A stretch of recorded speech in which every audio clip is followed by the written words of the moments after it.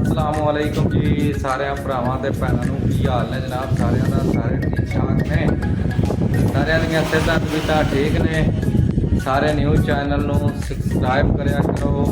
देसी पिंड विलो अज का ब्लॉग जनाब है तो छोटा जिहा ही करने शुरू उतले फ्लोर से आए हैं इंग्लिश स्टोरी से आए जे मेरा को इंग्लिश भी बोली जाते हैं इंग्लिश स्टोरी से आए हैं तो आके ना थोड़े जानवर रखे हैं कबूतर कबूतर वाह बड़ी प्यारी कबूतर मैं क्या नाले चल के तो वाशा जोड़ा ना वाह देखने मज़ेदार ताज़ी ताज़ी वाह लैने नाले यारां दे भरावां दे भैणां भैयां सारिਆਂ छोटा जहा ब्लॉग बना के तो वो अपलोड कर दिया सारे सबसक्राइब करा करो लाइक करा करो तो शेयर करा करो सबसक्राइब करना कोई बिल्कुल किसी बंदे की किसी भरा किसी भैन की उंगली नहीं दुखती है ना कोई फर्क होता ना कोई इस सपोर्ट हो जाती है नवा जो बंदा ब्लॉगिंग करता होंगे थोड़ा जहा हौसला हो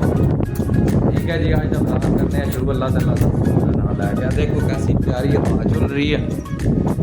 तो सामने बोलता बुढ़ा जे माशाल्लाह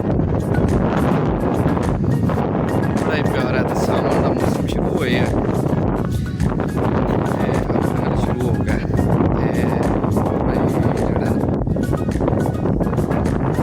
प्यारा लगता वा प्या तो उधर देखो उधर हरियाली हरियाली है जवार गड्डी ऊपर दरबार शरीफ का रोड है साढ़े गाँव नूं जिहड़ा हुंदा सारा वो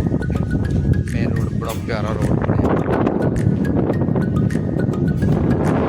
चलने हम चल के तो थानू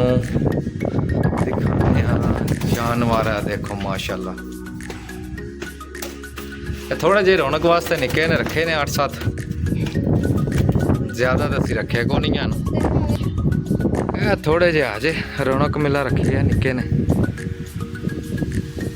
मैं क्या सारे दोस्तों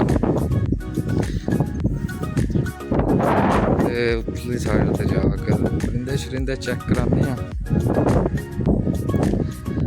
पहले काफ़ी रखे पहले बहुत करते रहे लेकिन बाद छड़ दिया निकले नहीं 5-7 रखे जगह तो जाहिर है ऑलरेडी पहले यही हवा बड़ी प्यारी है यह देखो माशाल्लाह पिंड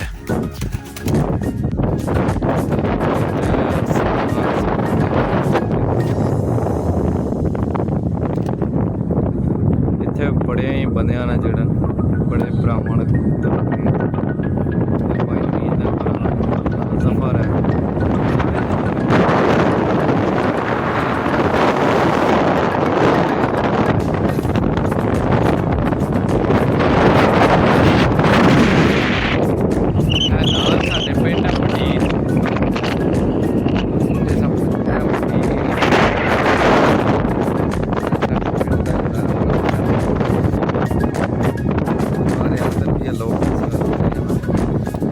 लोकड़ी जी बनी है